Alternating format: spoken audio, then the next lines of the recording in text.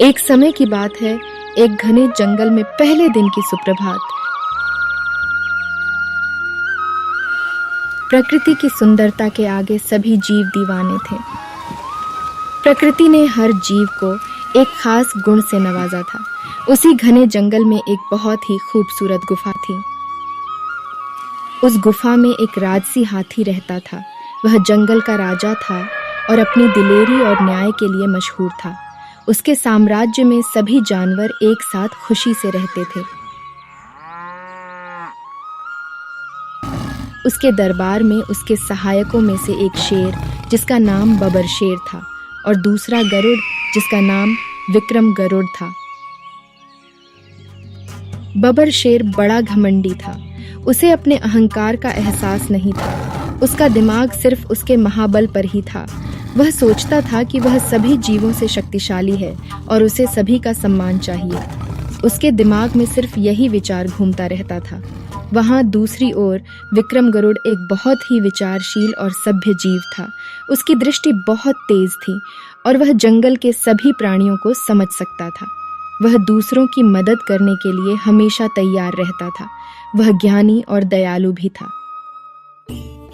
एक दिन विक्रम गरुड़ और बबर शेर जंगल का मुआयना करने निकले। विक्रम गरुड़ ने ऊंची उड़ान भरकर जंगल की चारों ओर देख रहा था कि सभी जगह खुशहाल मंगल है कि नहीं। वहां बबर शेर भी जंगल के आसपास घूम रहा था, यह देखने की उससे शक्तिशाली कोई और शेर तो नहीं। विक्रम गरुड़ पूरब की ओर उड़ान भर रहा था। तभी अचानक उसकी तेज नजरों ने देखा कि जंगल में एक बड़ा सा भवंडर तेजी से पश्चिम की ओर बढ़ रहा है। भवंडर काफी बड़ा और शक्तिशाली था। वह यह देखकर हैरान हो गया कि यह भवंडर तो उनके साम्राज्य को नष्ट कर देगा और सभी जानवरों की जिंदगी खतरे में है, और यह बात उसे राजसी हाथी को तुरंत बता देना होगा ताकि समय पर वे लोग कहीं दूर सुरक्षित जगह छिप सके। विक्रम गरुड़ ने तेजी से अपने राजसी के पास पहुंचने की उड़ान भरी। वहीं दूसरी ओर बबर शेर अपनी बड़ी बड़ी बातें राजसी हाथी और अन्य जानवरों को सुना रहा था। तभी विक्रम गरुड़ वहां पहुंचा।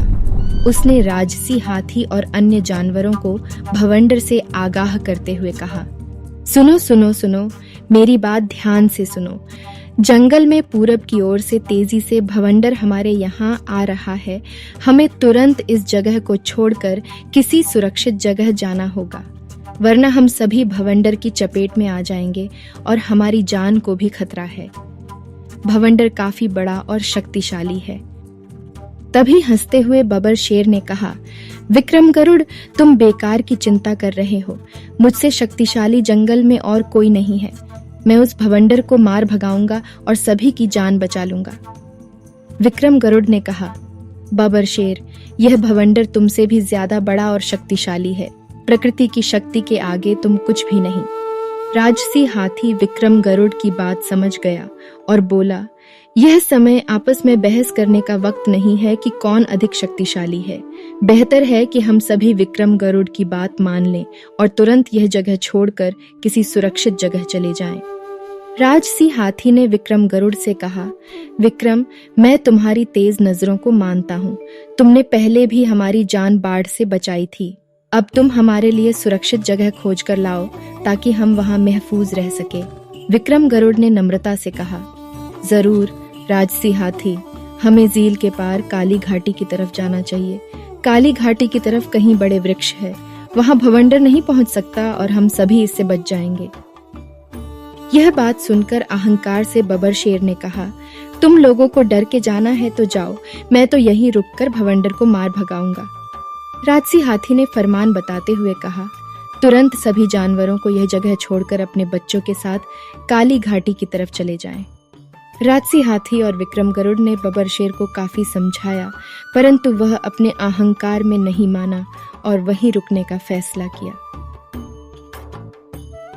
राजसी हाथी और विक्रम गरुड़ वहां से चले गए और सभी जानवरों के साथ काली घाटी की तरफ चलने लगे।